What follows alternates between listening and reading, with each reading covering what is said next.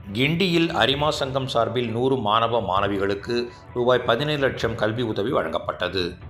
சென்னை கிண்டியில் அரிமா சங்கம் சார்பில் ஏழை எளிய மாணவ மாணவியர்களுக்கான கல்வி உதவித்தொகை வழங்கும் நிகழ்ச்சி நடைபெற்றது.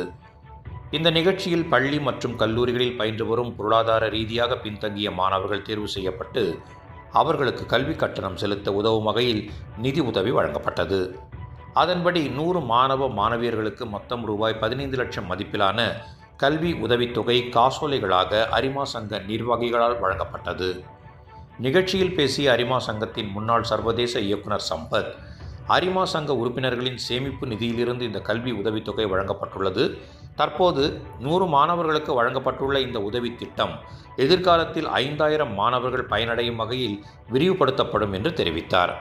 இந்நிகழ்ச்சியில் அரிமா சங்க நிர்வாகிகள் மணிசேகர், ராபர்ட் லிவிங்ஸ்டன் மற்றும் அரிமா சங்க உறுப்பினர்கள், மாணவர்கள் மற்றும் பெற்றோர்கள் பலர் கலந்து கொண்டனர்.